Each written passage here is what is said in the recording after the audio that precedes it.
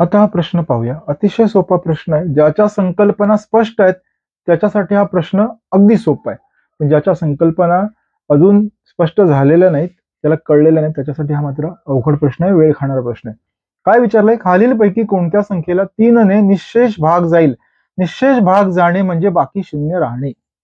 ती 3ची कसोटी आहे. काय आहे? मग 3ची कसोटी असं सांगते, दिलेल्या संख्येतील अंकांची बेरीज त्याला 3ने भागलं तर त्या संख्येला 3ने निःशेष भाग जातो. पुन्हा एकदा सांगतो. समजा एक आपल्याला संख्या दिलेली आहे 75. त्याला 3ने भाग जाईल का हो? हा, तर मग त्याचं काय करावं लागतं आपल्याला?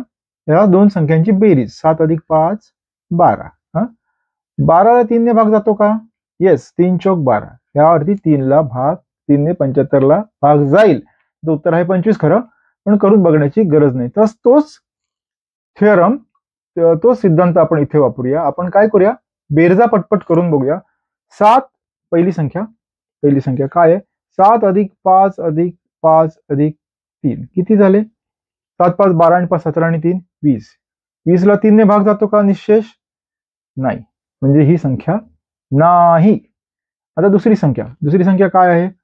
1 + 7 + 3 + 3. 3 अधिक 3 6 आणि 7 13. 7 6 13 आणि 1 14. 14 भागिले 3 म्हणजे 3ची कसोटी वापरतो ना? नाही. आता तिसरा पर्याय पाहूया. तिसरा 2 अधिक 3 अधिक 5 अधिक 2 किती होईल बेरीज? 5 आणि 2 7, 7 आणि 3 10 आणि 2 12. 12 भागिले 2, 12 भागिले 3 सॉरी, 3 एके 3, 3 चौक 12. निःशेष भाग जातो, म्हणजे या संख्येला 3ने भाग जातो. चौथी संख्या एकदा चेक करून पाहूया. 9 अधिक 8 अधिक 5 अधिक 1. पटपट बेरीज आली पाहिजे बाळांनो. 9 आणि 8 17. 17 अधिक 5 22. 22 आणि 1 23. 23 भागिले 3. 3ने भाग जातो का 23ला? नाही.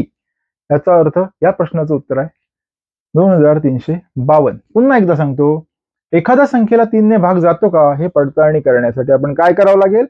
त्या संख्येतील अंकांची बेरीज करायची आणि मग त्याला 3ने भागायचं आणि बघायचं निःशेष भाग गेला असेल तर त्या संख्येला 3ने निःशेष भाग जातो. त्यामुळे हा व्हिडिओ आवडला असल्यास लाईक करा, शेअर करा, सबस्क्राईब करा. सर्वांना एक कळकळीची विनंती आहे की आपण हा व्हिडिओ जास्तीत जास्त विद्यार्थ्यांना फॉरवर्ड करा आणि लाईक आणि सबस्क्राईब करायला विसरू नका आणि बेल आयकन नक्की दाबा.